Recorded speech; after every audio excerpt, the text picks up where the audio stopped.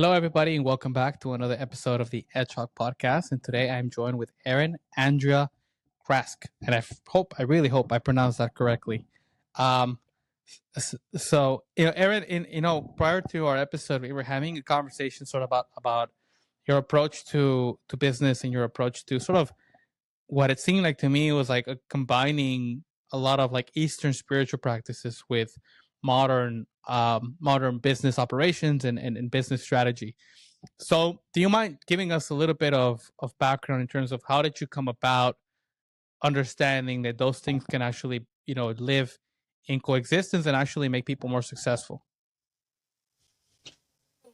I just knew that I need to tell you my life story, something I wasn't prepared to do. I'll Mm-hmm. try in a few words. So, business comes from a business background. So, as simple as that. And certain thing that wasn't working for me, and basically knowing that what I suggest is good for business, but at the same time, I wasn't feeling good about my place within the company. Mm-hmm. So it's just, something that I experienced throughout my years in business, but also when I was reflecting back. So after I left the big business thing, I went through the period of personal transformation. It was challenging. It wasn't really easy. And the two things that helped me. The first one was my introduction to Buddhism, and the second one to Taoism. Mm-hmm. And both of them combined, they helped me to get through the challenging period. And this is something that I started paying attention to. It just, if you accept their principles, what they teach, actually, your life gets a little bit easier. It's not the life because there's no magic bullet, but it's your perception of what's happening around you that gets a little bit easier. And this is something that I learned, and I'm so much grateful for discovering these two school of thought that helped me get through it. And with time, when I was about to launch my practice, I thought how I can combine everything together, because there's so many things that I cherish in life. Yes, I do love my business background. I do love brands and I do love strategies. The way that I probably didn't feel 100%, well within the environment, it doesn't mean that I didn't love what I was doing. So that's something that I wanted to keep. Another thing is the transformation that I went through, my aspirations, where I would like to go, the book that was in the making, and certain things that I discovered within myself after the transformation. And I thought, okay, how I can put it all together. And this is how this philosophy of effortlessness was born. And it is about combining. Nowadays, it's not only about the business and Eastern wisdom, but it's also combining cognitive psychology, mental health practices, and various philosophies that all come together in a melting pot. So this is how it happened. Interesting. Okay. Can you maybe give us a little bit more information on, well, first of all, like what influence does Buddhism play into it? What influence does Taoism play into this? And what part of cognitive psychology are you implementing? Because I mean, it is a very interesting approach, right? Because you're sort of taking a little bit of all of these different practices. Do you mind sort of breaking that down a little bit more for us? It really depends on the situation, but Mm-hmm. basically, altogether, if I put them all together, it's realization that what you see and what you perceive is not real. Mm-hmm. This is the reality that you create in your head. And Mm-hmm. basically, if you create it, you can either modify it or you can uncreate it. That's the Okay. most important thing. Because lots of our struggles that we're experiencing, including mental health issues, they're coming from our thinking, the way we perceive ourselves, people around us, and the world. So when you start paying attention to your thoughts, and here you're going to have different cognitive therapists, they're going to come with different solutions, how you can address it. I prefer something that is easy, and this is already Taoism, right? So something that you don't pay effort to. And it's Mm-hmm. basically realizing when your thoughts appear in your head and just moving them away. Mm-hmm. Basically, I typically ask myself, when I have a thought that doesn't make me feel good, I was like, okay, because I notice, because it's immediate shift on the way how you feel yourself. I was like, okay, does it make me feel good? No, it doesn't. So the thought can go. I Mm-hmm. don't allow myself to dwell on it. Mm-hmm. So and if you know, there are many cognitive therapies. They talk about thoughts and they talk about beliefs. Most of them, they talk about the same thing. They just approach it differently. Some of them a little bit more mindfulness driven, some of them more controlling. Uh, Everything that is controlling right now, it just doesn't suit me any longer. I used to be very much in the masculine energy, but with Taoism, you learn that you're a combination of both. And if you want to have balanced existence, if you want to live in harmony, you have to dial up your female energy. It's not only about controlling and striving and achieving, and it's exactly where I used to be. So now when I hear the word control, it's like, no, that's too heavy.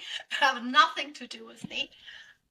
So yeah, Mm-hmm. controlling thoughts is something that doesn't work for me, but just letting them go does. Yeah. Yeah. And I feel like that is I mean that's definitely a good approach, but I feel like it's I mean for the regular person, might that might be easier said than done. Just because, like let's say for example, you've had years of somebody telling you that you're no good, or like years of being living in an environment, right, that maybe is not conducive to success. So you have the wrong friendships, you have the wrong upbringing. So you sort of, you grow up and then you have all of these different ideas about yourself and all of these different voices that might or might not even be your own. Telling you that, oh, you're not good enough for this, you're not good enough for that, or whatever have you. And so for somebody sort of dealing with that, and wants to get through that, or as you say, like sort of put those thoughts aside, how can they, is there a strategy, is there something that you recommend for people to start going through that process of sort of eliminating the thoughts that are not they're not helping them grow and succeed? Well, the first thing is to pay attention to your thoughts. Very Mm-hmm. often we don't. Right? Mm-hmm. So it is about being aware when a thought is in your head. So that's the first thing. And the second thing is to realize whether it makes you feel good or it doesn't. Lots Mm-hmm. of things that you mentioned, and yes, most people will be suffering from their previous experience and Mm-hmm. upbringing and external environment. Most of them don't make us feel good, and Right. they stop us. They stop us from progressing. Those thoughts create fear. Those Yeah. thoughts create destination. Those those thoughts affect our self-esteem and our confidence. Yeah. Right? But it's just a matter of realizing that the thought has no substance. Mm-hmm. I can right now plant one thought in your head that wouldn't be reality, and it would be very positive and very joyful thought, but it's Mm-hmm. not the reality. Or I can plant another thought in your head, something that probably was a bit more traumatic in the past, and you will not be feeling as good, but it's not going to be the reality, right? Mm-hmm. That's the thing. So we accept our thoughts and then we give them meaning, we give them power, and we believe that whatever we have here actually true, but it isn't. So Mm-hmm. once you realize it, that your thought actually it's neutral, it has no meaning unless you give it to it. Mm-hmm. That's the Mm-hmm. first realization. The second one is to be aware when it enters your head instead of engaging it, instead of feeding it. Because when it becomes a very long, a powerful conversation, this is where we lose. So instead of getting into the stage, you notice it there, it doesn't make you feel good. Mm-hmm. You refocus your attention. Like toddlers, when they cry or they want something and they can't stop going hysterical, You're like, okay, why don't you do something else? Basically, you switch their attention to something so they forget the point, what they were crying before. It's Mm-hmm. exactly what you do with your thoughts. You just switch your attention to something else. Mm-hmm. Mm-hmm. Okay. Um, Does it sound easy enough? yeah. Yeah. No, I mean, I think it is. I mean, I think the process is quite simple, right? It's just, I think it's what I find is difficult for most people. I mean, myself included, is sort of like you're used to think in a certain way for a long time, right? And then so you have to start becoming aware of that, and then you have to like do the daily practice of removing that thought, right? Or the daily practice of sort of reeling yourself back in and not allowing yourself to sort of, you know, it's like almost like self-flagellation, right? It's like people kind of get addicted to those emotions about themselves, and you have to sort of break that addiction and be like, no, like I'm gonna make it the purpose to feel happy.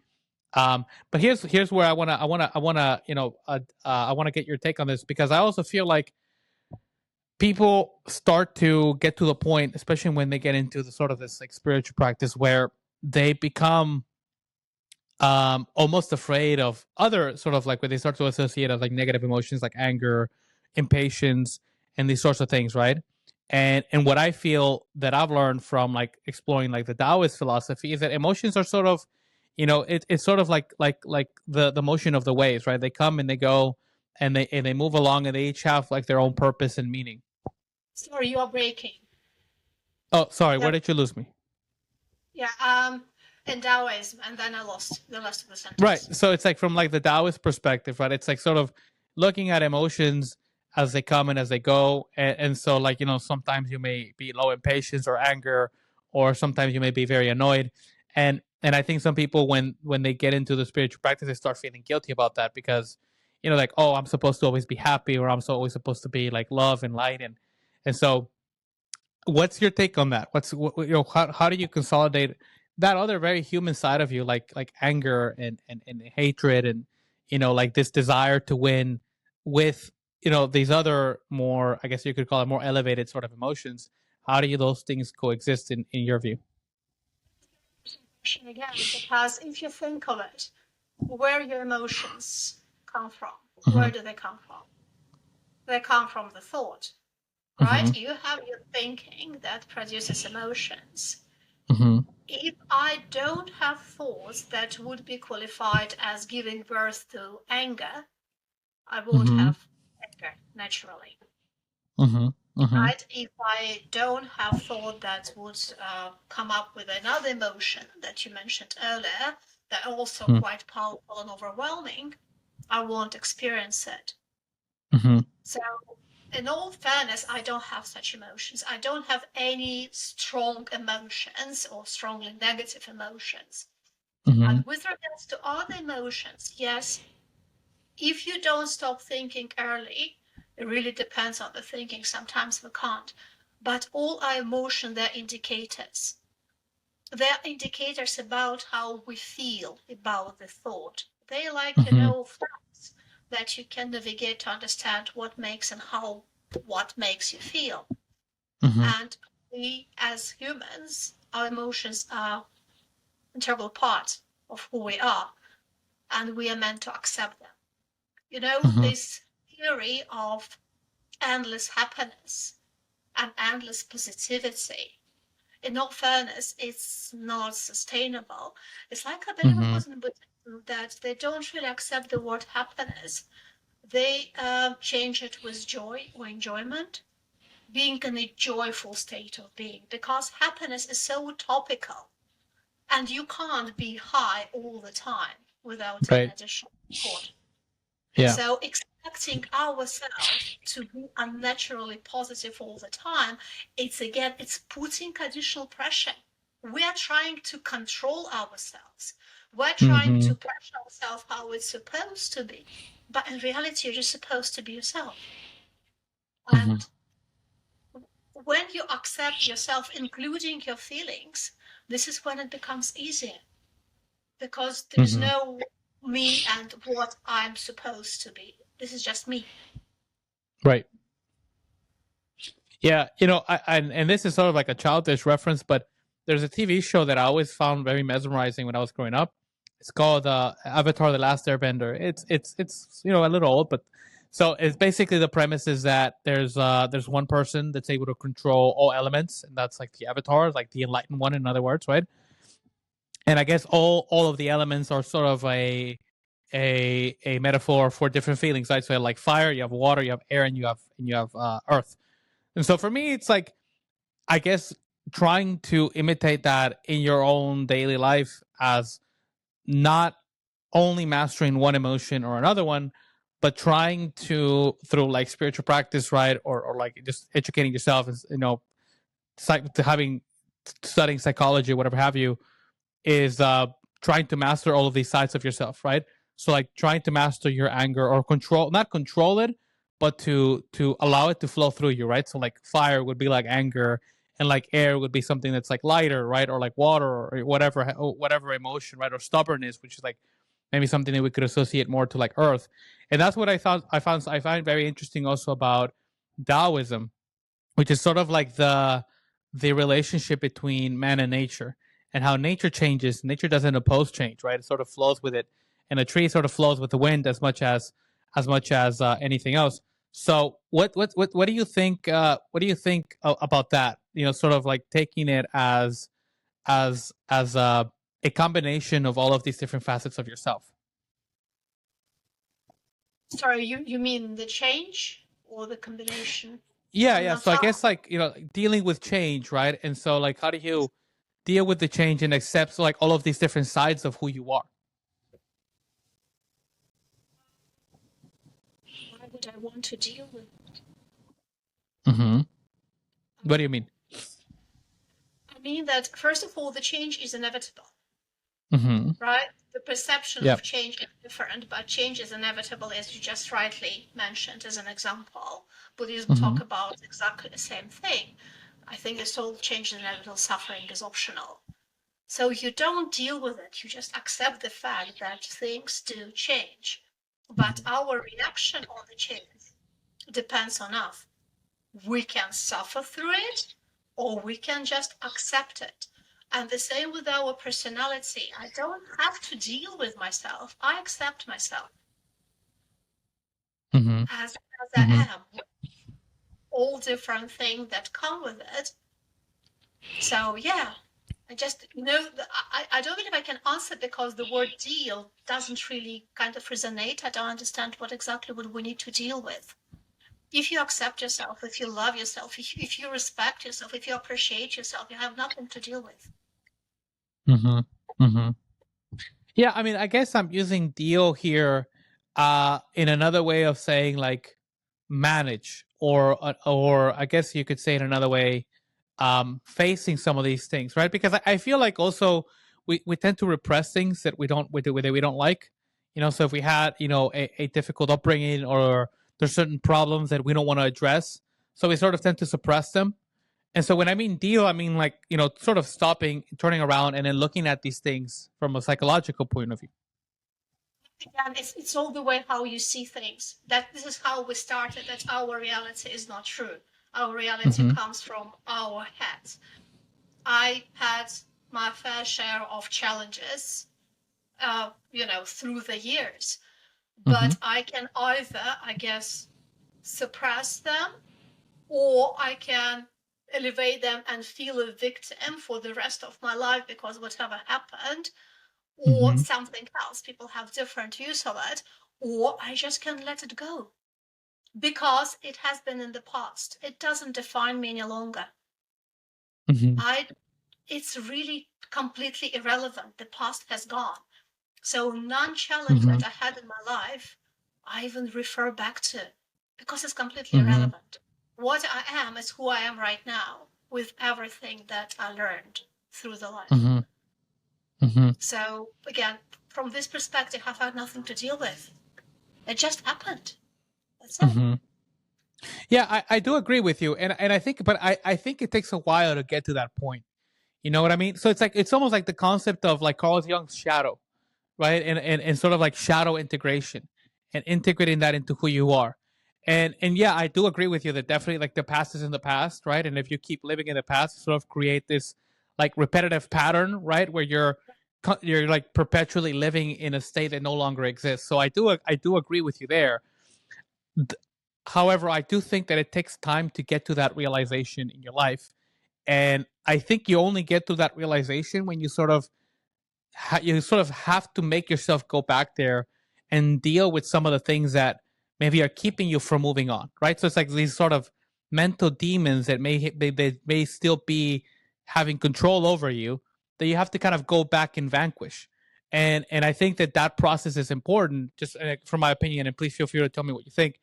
Like the process of going back and vanquishing that, and observing and understanding yourself in terms of like, why am I in the situation that I'm in? I need to understand where I come from, why I am the way that I am, why I make the mistakes that I make, why I have the patterns that I make, so that I can free myself from it. You know what I mean? Because I think that sometimes the misconception with what you're saying, and not that I disagree with it, but I think the misconception that some people may take, it's like, oh well, I'll just sort of like abandon all of it and forget it and say like, I'm gonna start living in the present moment, which it is what you should do. But I think it's a process until you have to work you have to work your way up there, don't you think? It really depends on the methodology, because there Mm-hmm. are lots of therapists going to be dealing with exactly what you described, Mm-hmm. and Mm-hmm. some of them will go back into the past. Mm-hmm. Hypnotherapy may actually move you back into the child journey and fix things there, or Mm-hmm. rapid transformational therapy would do it. Psychotherapy would do it. Cognitive therapists, actually, they deal with the situation here and now. They never go back to the past because they believe it's unnecessary, and also Mm-hmm. maybe a bit somatic. Then you have somatic therapists that will be dealing with emotions that arise, in your body. So it really depends on the approach you take. Basically, because all of these therapies work and they're already Mm-hmm. proven to be working, so Right. it's a matter of which one you choose. But it's just proving point that it's not always necessary to go back to the past. Um, yeah. So if you want to heal something there, it's for you. But if you just want to let it go and say, you know what, that is irrelevant. It's gone. I got my Mm-hmm. learning. This is what I learned from it. And it doesn't define me any longer. I'm no longer a victim of what I experienced when I was really a victim. Mm-hmm. Because I'm no longer am. I'm here. Nobody victimizing me apart from my own thinking. Mm-hmm. Mm-hmm. And this is Yeah. something. And there's one thing that I wanted to mention earlier in terms of when you Sure. said that people have to go back. The question is, most people, unfortunately, they benefit from it. Mm-hmm. It sounds a bit, it's a bit too harsh to say probably, but it's not my idea. It's a therapeutic and psychological idea Mm-hmm. that we typically benefit from something even if we don't like it. Mm-hmm. Even if it doesn't make us feel good, there's Yeah. maybe a secondary benefit that makes us stay in this place. And this is another Mm-hmm. realization, right? If I keep on thinking, sorry, I keep on saying that I'm a victim, what is Mm-hmm. the benefit? Because obviously, without any benefit doesn't make you feel good. That is just Right. without shadow of doubt. But Yeah. if you enjoy feeling this way, so what exactly are you getting? Is Yeah. it monetary reward? Is it societal reward? Is it your psychological personal reward? You're getting something from being stuck in the place where you don't feel good. Mm-hmm. Yeah, so, Yeah. it's not about going back. I guess what you were referring to is about being aware. Right. Yeah. Yeah. Yeah. Definitely. And I do think that it's also a lot easier, even though it doesn't seem like it at a surface level. I think it is a lot easier to just sort of victimize yourself and to say was like, I'm a product of my past, right? Like I'm this way because whatever. It is a lot more convenient. It's a lot easier, and it does take a lot of I guess it does take courage to some degree. And again, I would love to get your perspective on this, but I do think that courage plays a big role in everything that you're saying, right? Because you have to take the courage to accept responsibility for where you are in your life, accept responsibility for the fact that you actually do have a lot more control in terms of like reality that you're living that you think, and that you're not a product of your past, you're a product of your present, which is an interesting mind shift I think that people have to do. So how does that sit with you? Absolutely. It's exactly because when you mentioned courage, I wanted to say courage to take responsibility, and then you added it yourself. So, Mm-hmm. yes, it is about courage to take responsibility for your own living, for your own thinking, for your Mm-hmm. own emotions and your own behavior. Right. Okay, there are certain things that obviously outside of our control, but the way how we see ourselves in this world is under our control. It's probably the only thing that we can control fully. Yes. Right? And people are generally afraid of taking responsibility, but there's a very interesting thing. Have you ever heard the saying that freedom comes with responsibility? Mm-hmm. Only when you take the responsibility for what's happening with you, that's gonna be step towards freedom. Everything that we're talking about today is mental freedom, it's self-perception, it's all about freedom. Mm-hmm. Because when you give responsibility for what's happening with you, when you give it to somebody else, you become at mercy of a circumstance, of the person, whatever. But if you take responsibility, then you're free. Because now you become a master of your own life. Mm-hmm. Yeah, I love that. And, and I want to dive into that more. I think the freedom component that you bring up is super important. But before we do that, let's explore courage a little bit more, if you don't mind. Um, this And is you're where I gonna think, say, why not? yeah, no, yeah, definitely, so courage. I think this is where I feel maybe God has a role in this, right? Because courage is, in my opinion, is doing something even if you're afraid of doing it, right? So stepping into the abyss, knowing that you're not only just afraid, but knowing that you could possibly get very, very, very much injured and still doing it anyway. So, where can people derive that courage from? If again, their whole life they've been living in this sort of victim mentality, they are afraid of their own potential, truly, where do they get discouraged from? My position on that is that that's where sort of God starts to play a very, very deep fundamental role. Because if you feel that you're connected to this thing that we're just gonna call it God, just for the sake of a conversation, when you have something like that and you feel connected to something like that, you sort of stop being afraid of the unknown as much because you don't feel that you're going into it alone. Um, so what's your take on that? Yes, I would call it trust, trusting the universe, Mm-hmm. because God can come under different names depending on where you are. Yes, Sure. trusting the universe definitely helps. But I believe this, by the way, is one of the things that takes time to develop. That is, Mm-hmm. unless you're religious from the very beginning, if it's not given to you, I believe having Right. this trust. It, I just, in my case, it definitely took me a while, and now can't say that I'm 100% there. But what I know, what helps me, first, okay, now going back to cognitive therapist, one of the things that you can easily do is to think about the fears. What Yeah. are you afraid of in terms of taking courage? And then you can find out for yourself whether it's a true fear or it's a fear that you came up with for whatever reason. So that is something that back to awareness and self-reflection, trying to understand what stops you.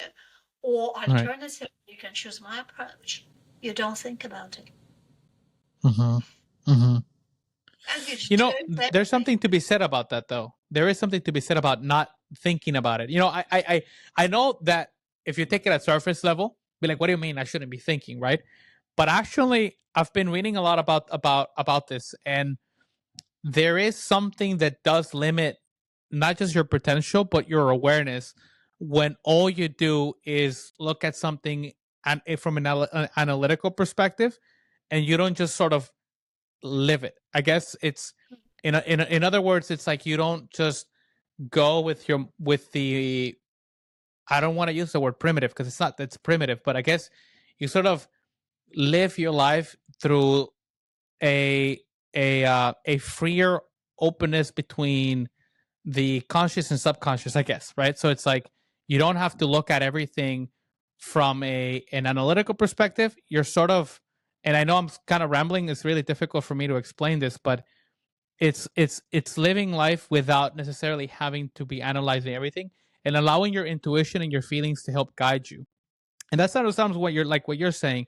And I've noticed that in the periods of my life where I've been ruminating the most, so like really overthinking about a problem, is when the problem tends to magnify itself.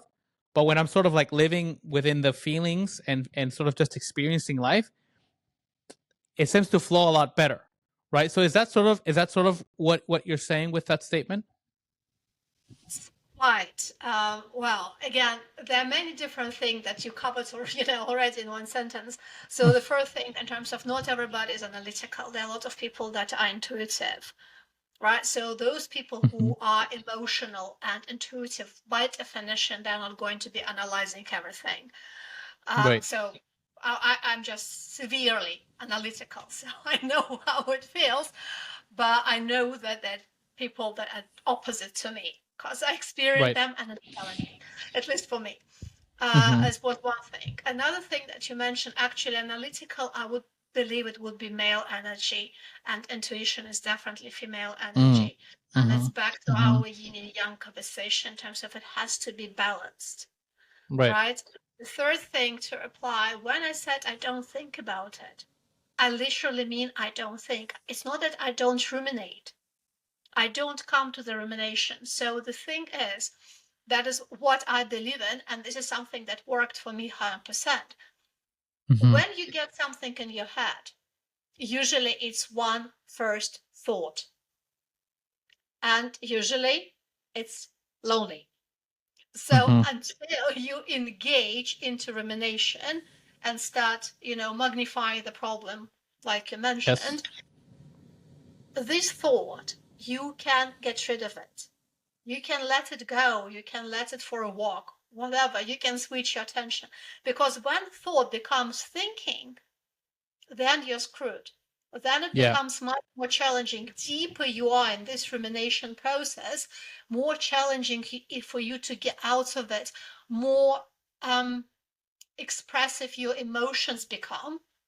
Yeah. Because the thought again is neutral, but the thinking and the weight and the meaning we give to the thinking, that's what creates emotion. You talk about anger, right? Somebody passed by, I don't know, by me, I didn't pay attention.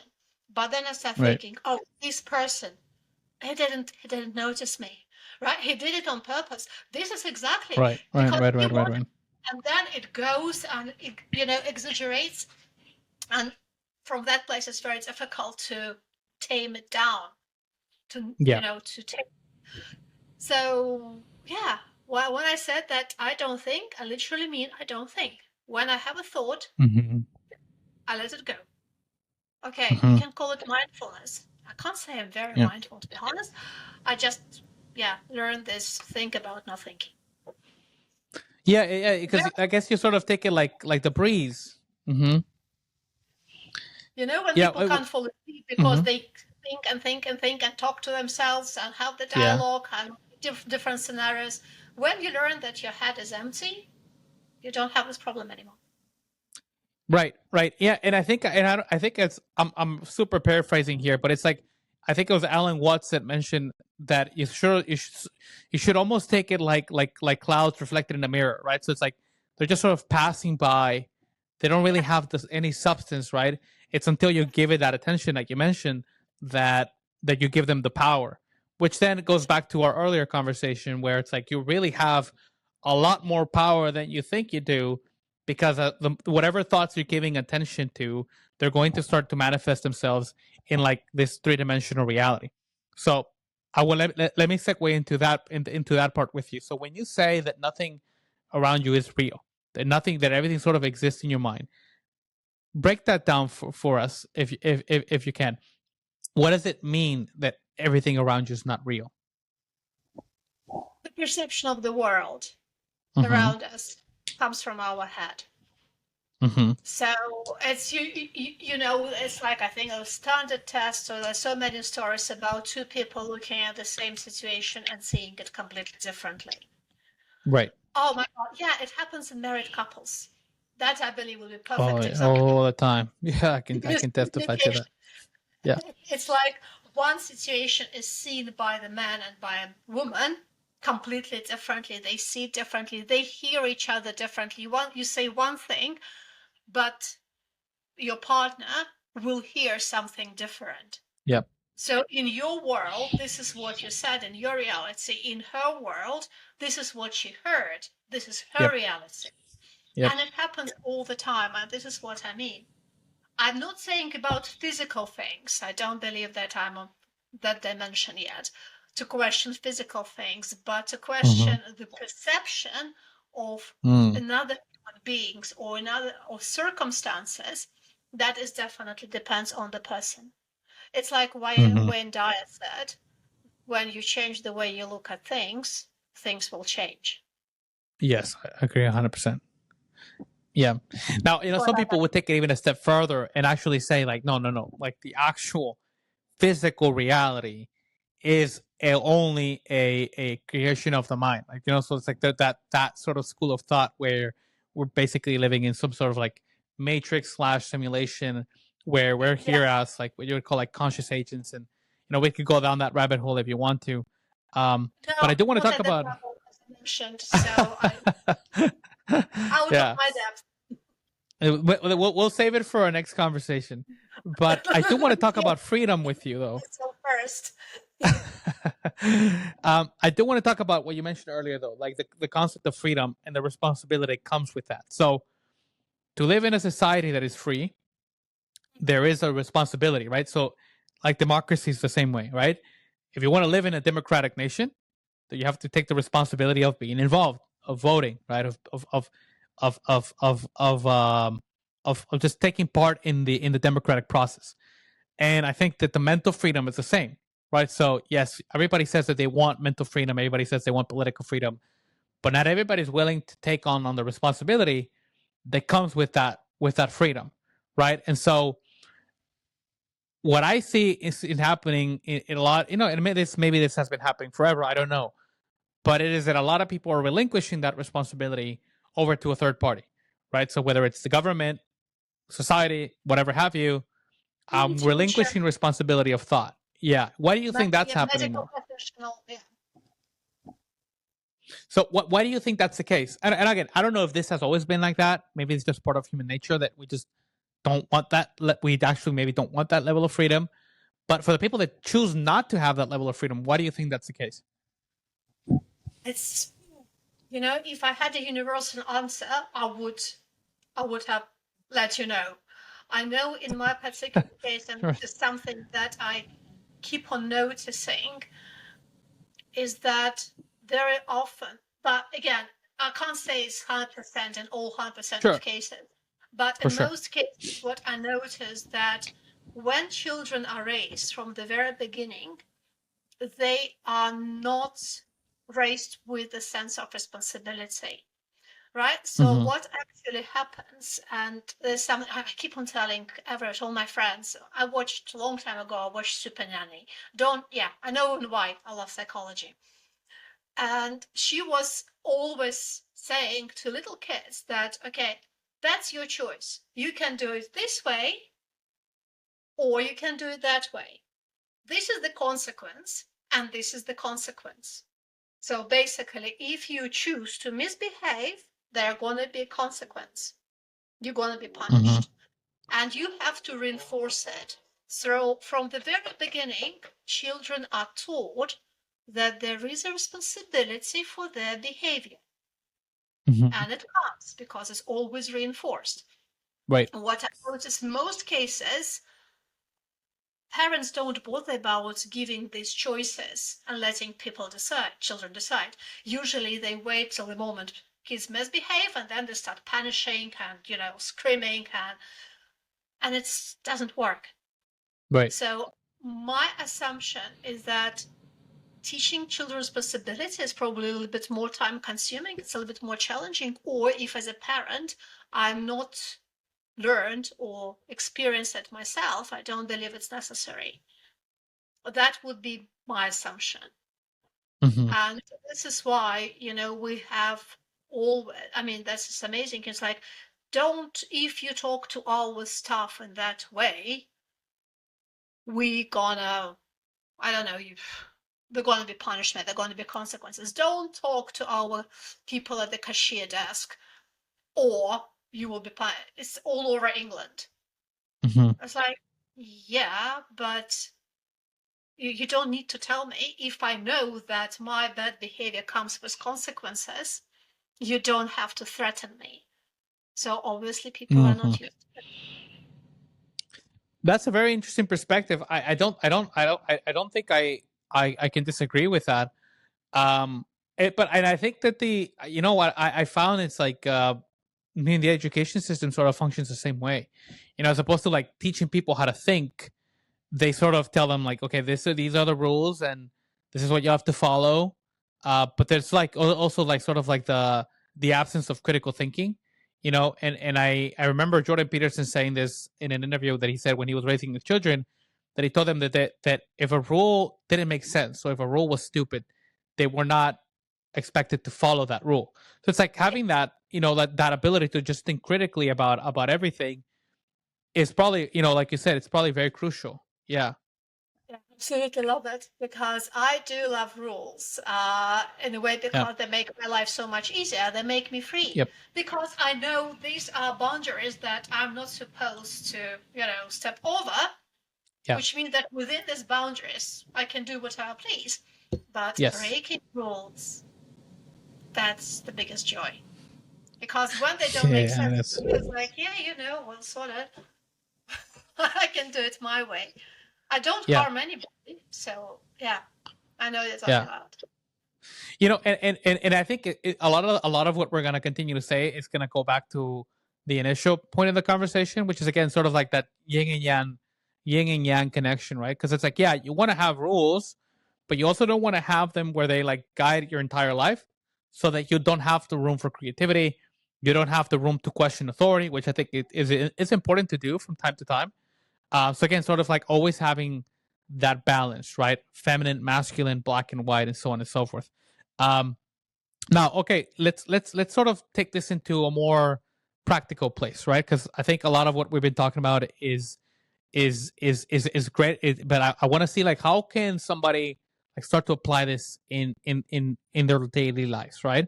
So you've talked about like sort of like not allowing the thoughts to take hold of you, and sort of like changing your relationship to thoughts. I think is what I'm getting a lot from what you're saying. But let's say, for example, if you're a business owner or you want to be a business owner, which personally I think is probably the best pathway to freedom in many respects, at least financial and also just getting back your time.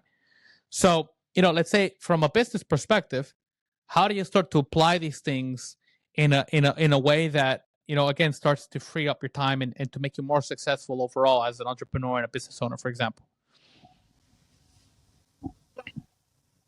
Don't believe there's such thing as generic thinking because it's very much situation specific. Mm-hmm. It really depends on where exactly you struggle Okay. to find the thing that make you struggle. So I Mm. can definitely Right. say like one of the easiest examples is setting goals. Is setting goals and then becoming slaves of these goals. That's gonna make it more challenging for you Right. because all you're gonna be thinking is about achieving it. And if you don't achieve, you're not going to be feeling good. Or if you achieve it, you're going to be setting a new one and start thinking about how you're going to achieve it. So the Right. most everything that happens in between these goals really gonna get completely forgotten because that becomes less important than the goal itself. That is Right. one of way of thinking that makes our business much more challenging. And we're missing on many important things within the business that actually would help us achieve this goal if we paid more Mm. attention to that. But because we're all focused on one thing in the future, we don't think about what we can improve in the now. So Mm. this future becomes more attainable. That's, for example, one way of thinking. Yeah. As really with leadership, obviously, Mm. accepting yourself for who you are would make it so much easier to create a better culture. Instead of trying to fix employees that are totally dependent on the leadership team, you look at yourself and you build better connection with yourself and with people around you. And probably you don't have to waste so much money on Great Resignation or on perks or whatever.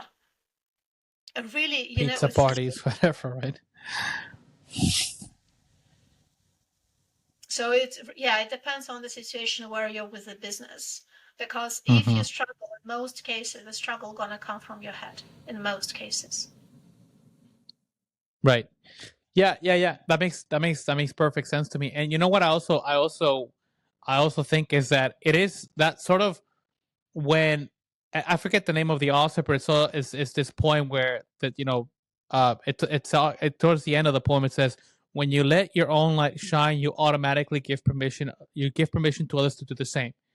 And so I think, like, as a leader, right, if you start to accept yourself and you start to change yourself, that starts to trickle down to everybody at the company, as opposed to, like, if you're constantly in this sort of state of constant goal achieving, which is like you said, right? Goals do have their place. I think they're important, but and I think you outlined it very, very well. Is if you become a slave to your goals, then when you reach them, you sort of get into you sort of fall into like nihilism and apathy, right? Because it's like, well, what's next, right? And like, how much money is enough money? How many goals are, how many accolades are enough accolades?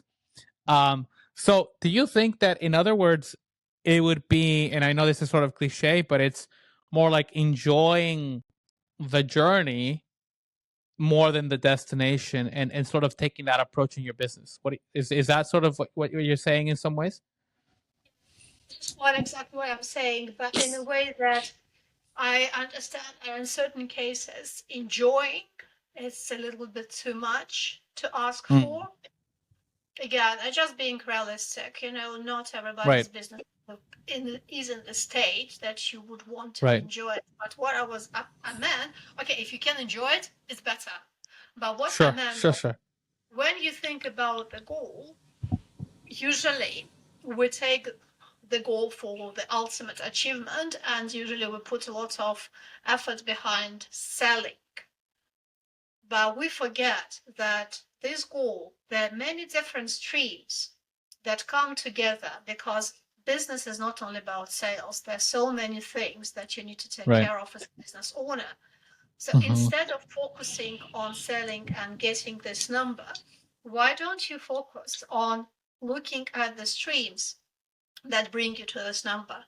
What you can improve, what you can improve here, what you can improve here, about customer service, about strategy, about people, right? About implementation. There's so many things that can be dialed up a little bit day by day, day by day.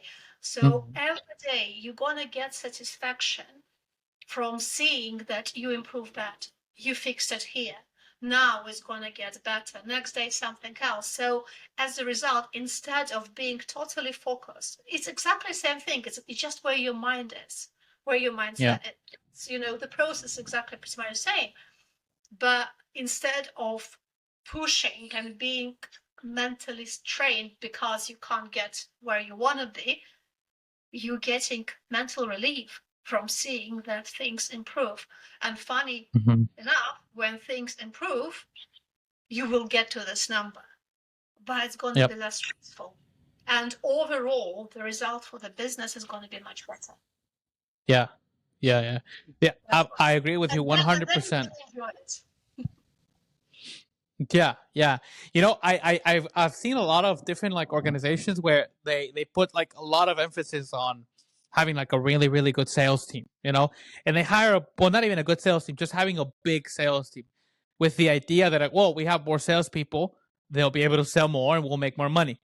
Which, I mean, I guess the logic of it is there, but the problem is that it doesn't actually translate to improvement in your business. So, for example, if you have a let's say you have a drainage problem, right?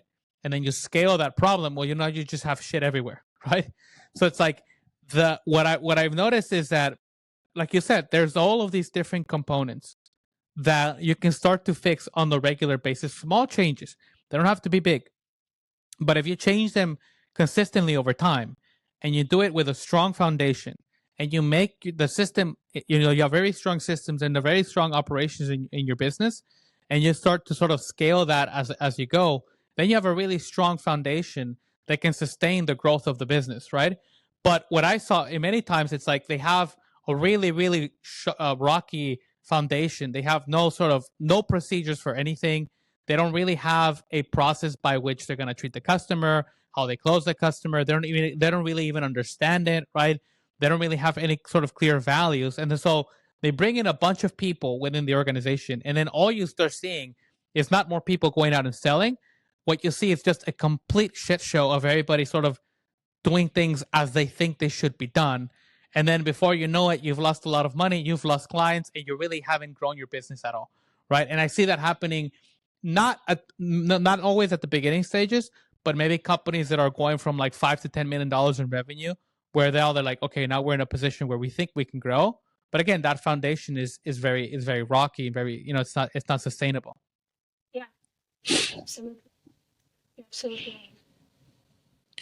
So okay, so here's one thing that I also want to explore with you, because I do feel that there's a very deep spiritual component in also like how you even in the culture of a business, right? So for example, um the idea of doing things for other people, right? So for example, I think a great salesperson, a great marketing person understands that they have to position whatever they do as a solution to a problem that somebody else has, and positioning that the person, their client, as something that's way more important than whatever story you want to tell yourself about your own business, right? And I read a great book about it called Building a Story Brand. And basically, what they said was that your client, in their mind, are like the hero of their own story. And so you have to sort of position yourself as like that mentor, right? That person is going to help guide them into the resolution of their problem, right? And sort of like an archetypical hero's journey type of perspective. But then from a sales sort of point of view, it's very similar, right? So you're this like trusted advisor. You're not really selling anything. You're there similar to what a doctor would do if, well, I mean, doctors are great, but a lot of them, just want to sell medication. But anyway, the point is, like, similar to what a doctor would do is like they would sit you down, they would ask you questions, and then they would give you something that would help your problem, and then you would feel great afterwards, right? But I think that underlined all of that is that sort of like spiritual understanding that, you don't do things for money, you do things for a greater purpose. What do you think about that? How does that sit with you?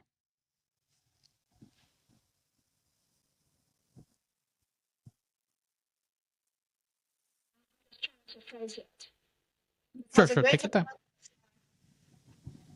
Kind of, I'm trying to link it with the previous thing about answering their needs, because in my view, purpose serves different purposes. All right. So apart from it's totally overused. So I typically replace it with meaning, because it resonates better with me. Purpose for the company, within the company, that's actually one of the pillars of mental health, because when you do something that has meaning to you and your employees and people around you, you dial up your resilience and your stamina and your perseverance, and because you are driven by something higher, Right. ultimately it's a very good contribution to your positive mental health. Right. Purpose with regards to answering consumer needs, or spirituality as you call it really depends on the consumer, because some of them will be resonating with spirituality or higher meaning of what they buy or what they consume, and some of them don't really care. So I can't say it's the answer for everybody. It's definitely beneficial also because it becomes more important within the consumer environment as well. So younger generation would prefer somebody or a company that would have greater meaning behind what they do, but it really depends on the generation, and not every person going to be driven. Right. It's a good thing again, but for the company, within the company, again, it just helps mental health. As simple as it is. Mm-hmm. Mm-hmm. Yeah, and I think also but because here's the thing, right? I think sometimes we try to, when you hire somebody and they might not have the same sort of belief systems as you or the same values, right? We try to sort of like fix that person and try to change them or convert them into your company culture. And I think that's a big mistake that a lot of people make. I think you just find people that already have those sort of beliefs and those same sort of similar values, and through a more regular sort of interview process, right? You sort of weed out the people you don't want to keep the people that you do want. So you don't have to go out and change anybody. You're just bringing people that may think alike, and maybe have the same objectives, or people that want to be something part of, like you said, some people that want to be part of something greater. Some people just they're not wired that way. Some people just want to have their job 9 to 5 and be done with it. But other people may want something greater, even though I would argue that probably everybody has the same aspirations. Uh, what do you think about that? Is that, you Well, think, a solution? it's exactly what I was thinking about. So first of all, those who want to have from 9 to 5, would they prefer to have 9 to 5 where they feel better, where they Right. feel at ease, where they feel comfortable, where they share values? The same 9 to 5. Right. But at least I'm coming back home not feeling like a shithole, like Right. most do, coming back Yeah. from 9 to 5 where they don't belong. And Right. yes, absolutely, you do hire people for values and you do hire people for culture fit. Because in all fairness, people usually hire for skills, but skills is Mm-hmm. something that can be easily taught. If Yep. somebody is motivated enough, they will uplevel their skills. It can be Yep. done within the company, it can be done outside of the company, but that is something that is workable. It's Yep. moldable. But changing personality isn't possible unless Yep. somebody wants to change, right? So people hire for something that is easily changeable, as you said, and then try to fit, the personality into it, which is Yeah. it should be totally opposite. And also Yeah. another thing, when they hire for skills, they also, from my experience, want to have the exact match. So the person from the same industry, similar company, better competitor, know everything, so they don't need to teach this person. But this person motivation is actually zero, I would presume, in most cases, because this is just what they know. There's no ambition, there's no growth, there's no opportunity to get better. Well, you hire somebody from a different industry. Oh my God, you get a challenge, you get somebody with an open mind Mm-hmm. that can bring you learnings from a different industry. They have a fresh pair of eyes, so they can look Right. at your situation, your industry differently than somebody who is, like, I call them, one trick pony. They just do exactly the thing throughout the whole career. Right. But with so much love skills and with so much love pigeonholing, then we just get the consequences again of it. Everything comes with Mm-hmm. consequences. There's no such thing, it's unavoidable. Unavoidable. Yeah. Yeah. Yeah. Yeah. Yeah. That's very true. That's very true. As much as we, as much as we would like it Yeah. to not be that way, right? Um, Okay, so Erin, I think we've been sort of all over the place, and I think that's what's made this conversation so great. um, but what I do want to sort of like, what I want to sort of like end our episode with is, you know, your vision of where you see the world heading right now. Because I mean, and again, it just really depends on your, again, what you mentioned, right? Your perspective on what you're looking at, right? Some people may say that the world is doomed for destruction and that we're heading, the whole Western Hemisphere is going to collapse. But then, I would like to maybe look at it from a more like positive point of view, which is like saying what I see in a lot of people is that a lot of, they're sort of, and I hate to use the word waking up, but I guess they're becoming more aware of their potential. They're becoming more aware of different perspectives. They're becoming more aware of different opportunities, right? And a lot of people, at least from what I would like to think, are really starting to dive into some of their own, problems with their mentality, and not, sort of subjugating themselves to this like victimhood, right? What's your take on it? Where do you think the world is going to go? Do you think it's just kind of this continual pattern that we've been on forever? Do you think we'll, collectively reach some sort of enlightenment? What's your take on it? Well, if those who are waking up will gain majority, by the time the planet is not going to be completely destroyed, we're probably going to have a chance for survival. Mhm. Because yes, there are more and more people waking up, but which country are you talking about? Mhm. Let's not forget about other countries where Right. awakening not even getting close, because people have other challenges, massive Right. challenges, physical, economical, health. That they are in a survival mode. And when you come out of survival, you still have to go through this economic growth that we're so lucky to have in Mhm. Western countries. So Yep. then it becomes irrelevant. Mm. And then we can go for the higher something. But Mhm. these people Mhm. they haven't reached the stage yet, and they are in majority. So I don't know. Yeah. Yeah, I think sometimes I think, Americans are very guilty of this, that we sort of forget that there's like another entire world out there that, in comparison to like places like India and China, like our population really isn't that big. And, we really don't understand that there's people that are dealing with a completely different set of problems than we are, right? I mean, just the fact that you're in our sitting here, like a kind of camera and microphone and all of these different, sort of privileges, right, that we have, we tend to forget that there's people that are just struggling to find food and water, right? And it's a completely different world. And maybe to your point, yeah, I mean, I don't think maybe collectively as humanity, we would never reach enlightenment until everybody's sort of at a point where they're at least economically stable, which I think can be scary because obviously I don't think like some sort of like communist utopia is definitely not the answer to that. But I do think that, slowly but surely, we all sort of have to help lift each other up some way or another. Not by maybe not giving each other handouts, but by giving each other the opportunities to be, the best version of ourselves. That's sort of what I think.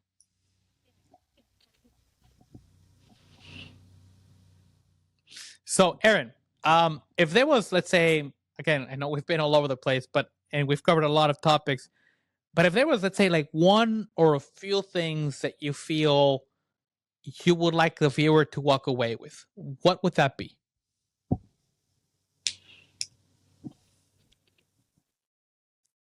Mm, I love that. I love that.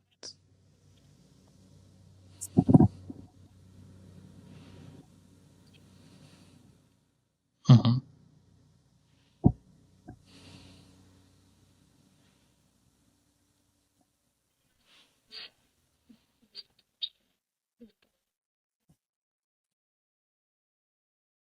Yeah, yeah, I agree with you, and I think it should be true for everything, right? Not just your own thoughts, but whatever you see, the news, the media, everywhere. I Yeah, think just questioning it. absolutely. Absolutely, yeah. Yeah. But you probably need to have a different specialist, to talk about media because it's a topic by itself. That's the whole can of worms. Yeah, yeah. That's a whole. Yeah, that's a lot. That's a lot to unpack. But anyway, Erin, I've really enjoyed our conversation. I Likewise. definitely think we could keep going on for hours, but I do want to be cognizant of your time. I know you're a very busy person, but I do want to say that For your listeners, just a listener in one. um, but yeah, so like, and Erin, so just in closing, so how can people find you? You'd say somebody wants to learn more about what you do. Going to be website mentioned, I believe, in the episodes in the show notes. There will, yes. We'll add that into the show notes. Beautiful, beautiful, awesome. Well, Erin, it was a true pleasure, and I'm sure we're gonna do it again in the near future. Thank you so Thank much. you so much.